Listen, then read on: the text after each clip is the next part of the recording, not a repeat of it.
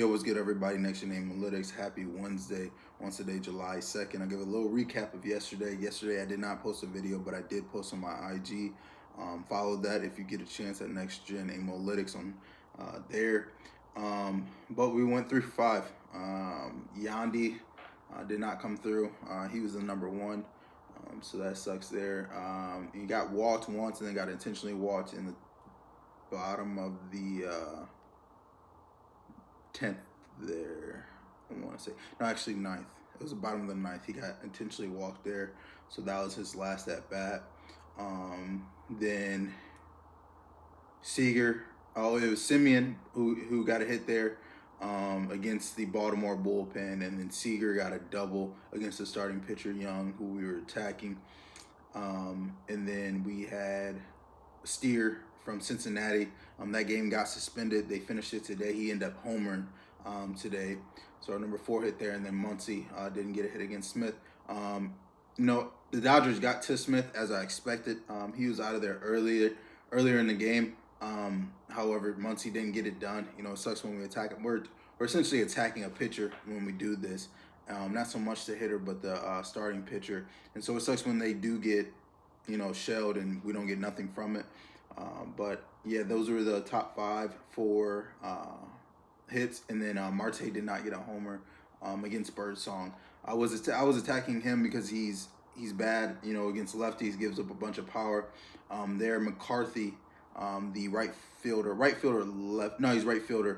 end up homering against Birdsong. So just wrong player, right idea, wrong player there.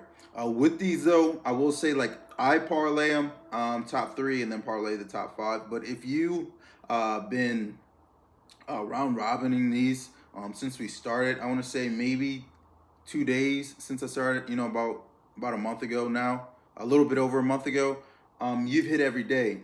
By round robin, you can put 3 out of 5 hitting, or 4 out of 5 for that matter.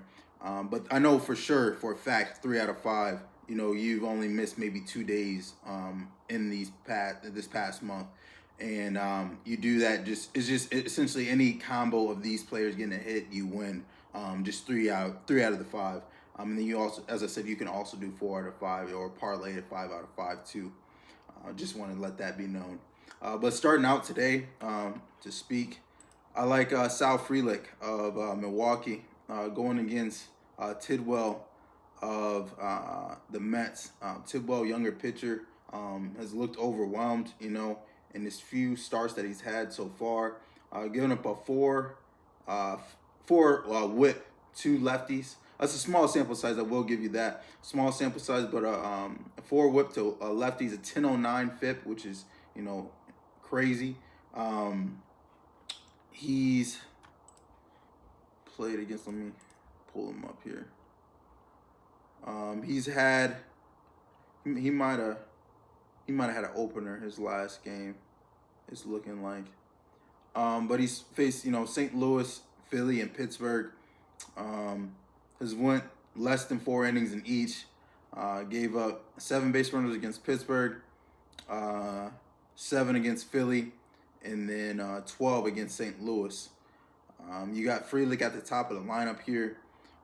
He's batting a 133 WRC plus against right-handed pitching over the course of the past 2 weeks, with a 7% K rate.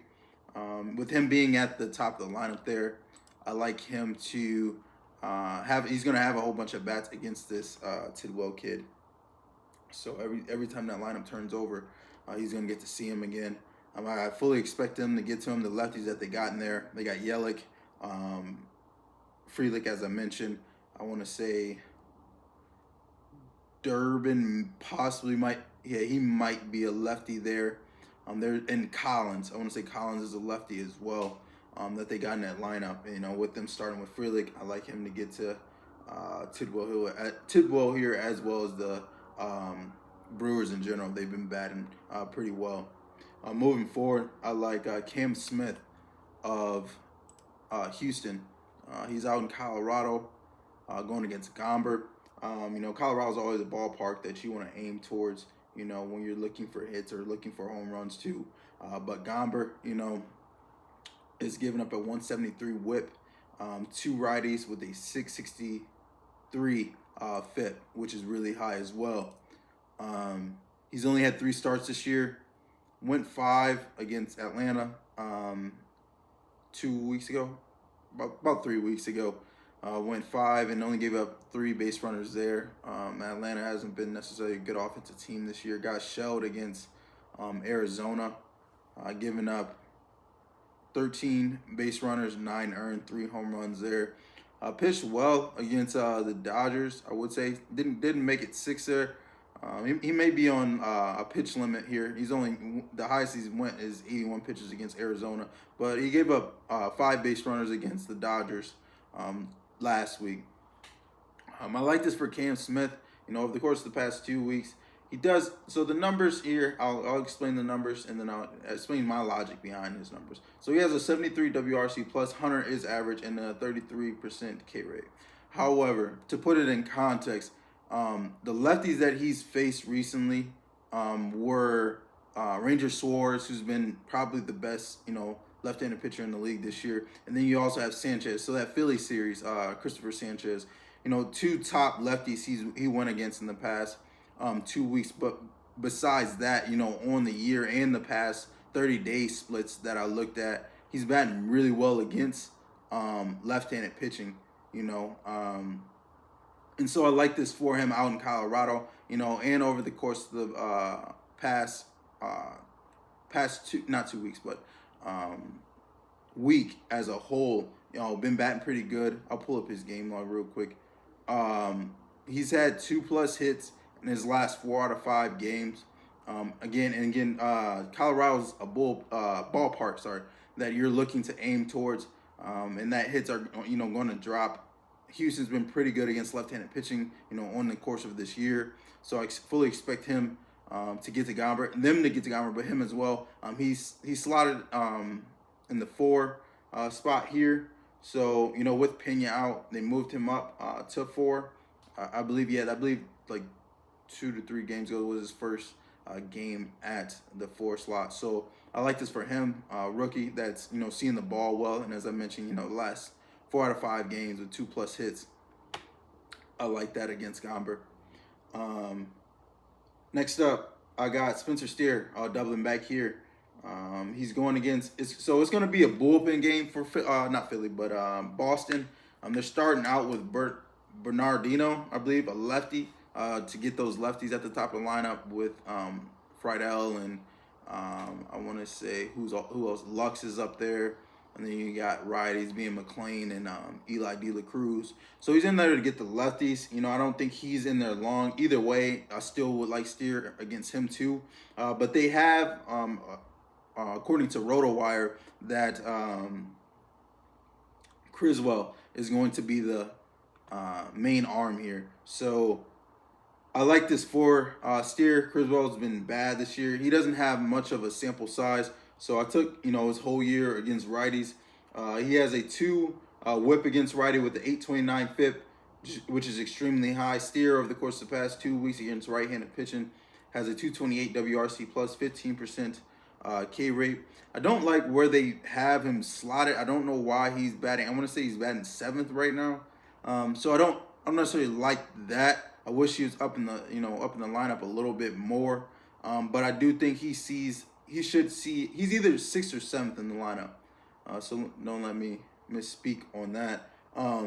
You should see Criswell that second inning, the second or third inning, he should see Criswell. So I expect him to see Criswell at least 2 times. And Boston's bullpen to begin with isn't good at all. So, they've taken the first 2 of this series. I expect Cincy to salvage 1 here. Boston hasn't been playing that great, to sweep them by any means. And again, it being a bullpen game, I like even more.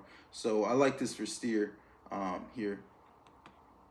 Next up, I have Josh Smith of Texas.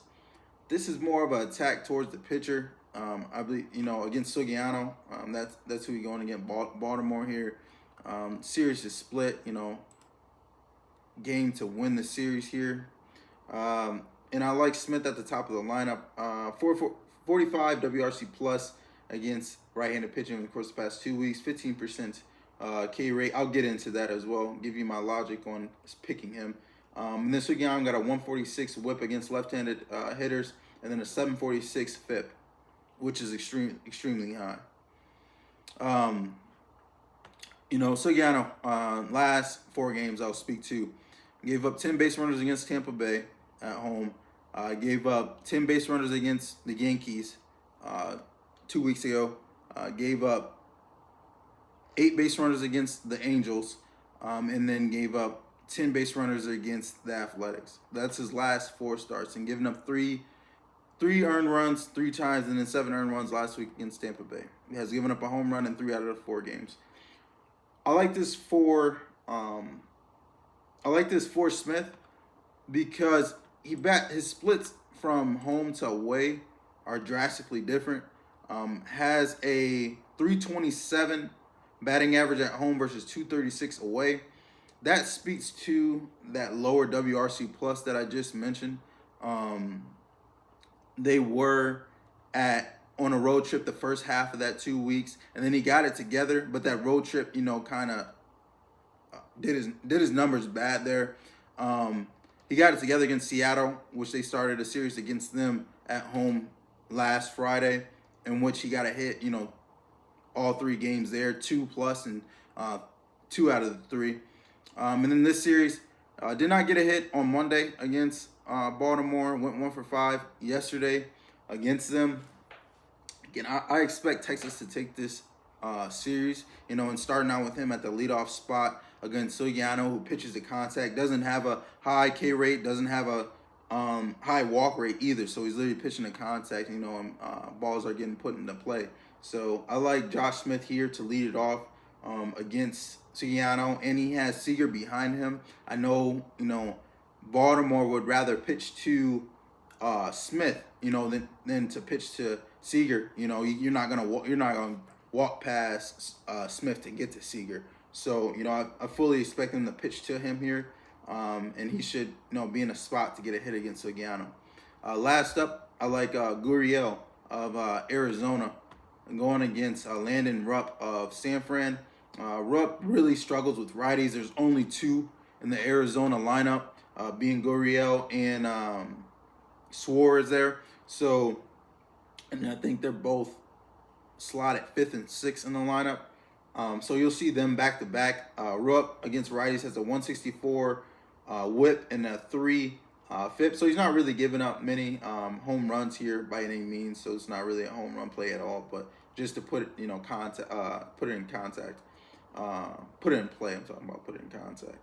Gurriel 54 WRC plus 9% K rate. Now I'll explain my logic on this as well. So I like the 9% K rate. That means he's putting the ball in play. It's just not dropping. Over the course of the past 2 weeks. And so that's where that WRC plus stems from. However, for some reason he loves batting against San Fran. I'll speak to that. He has over their active pitchers, he has a 371 average, a 1,000 OPS against them, and then just this year, that's full like history wise there, but just this year he has a 421 average, a 1371 OPS against them. So he likes batting against San Fran. Has seen Rupp once, went 1 for 1 there. And then over the course of his past 3 games, he's had a hit as well.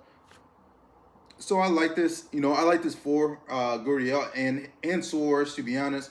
Both the only righties in that Arizona lineup against Rupp.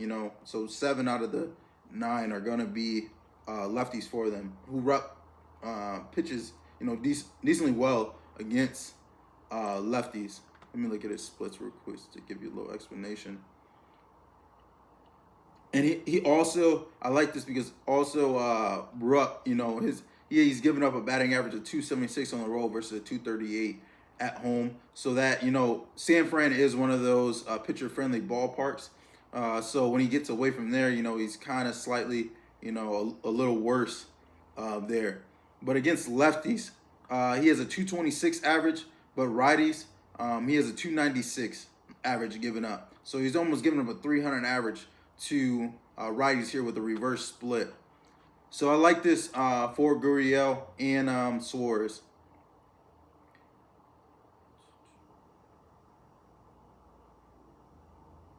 And then I'll speak to his last couple away games for Rupp real quick. Went 5 1/3 against the White Sox last week, 9 base runners, 0 earned there. And then Dodgers got to him for 9 base runners, 6 earned. There about a couple weeks ago. Detroit got to him for 7 base runners, 1 earned. They're full of lefties though as well. And then I'll speak to this Washington one real quick. He gave up 7 base runners, 0 earned. So you got Detroit and Washington who are heavy left-handed hitters, and he gave up 7 base runners in both of those. Dodgers shelled him, and then White Sox, you still gave up 9 base runners there, and the White Sox are, probably the worst offensive team in the league right now. So, he is susceptible to giving up hits, and base runners on the road. So I like this for Gurriel. And then I'll speak to my home run play, being Corey Seager of the Rangers, going against Sugiyano. I was just speaking about Sugiyano. Sugiyano's giving up a 47, almost 48% fly ball rate, 0 to left-handed hitters, with a 0% infield fly ball rate. So you got to speak to that when you pick a fly ball rate. You got to understand, if they're giving up a whole bunch of infield fly ball rates, that kind of like doesn't validate that fly ball rate. So I like this. He's also giving up a 2.9 home run per 9 against lefties. And you got Seager, man, a 412 ISO against right-handed pitchers with a 1,057 OPS over the course of the past 2 weeks. As I said, this is for the series here for Texas versus Baltimore. So I like Seager to get to Sugiyano, and Texas to get to him, as a whole, as a team. So that's my home run play. I didn't give you my order of my hits. I like Frelick, Smith, Gurriel, Steer, and then I have 2 Smiths. So that one I said at 2 is Cam Smith, and then let me redo it. Sal Frelick, Cam Smith of Houston, Gurriel of Arizona, Spencer Steer of Cincinnati, and then Josh Smith of the Rangers, in that order. That's how I like it. And then, as I mentioned before, you can round robin these. If you don't want to take them in a parlay, you want something less riskier, you can round robin them. That works too. And then, as I mentioned, the home run is Seager. But thank you guys for your time.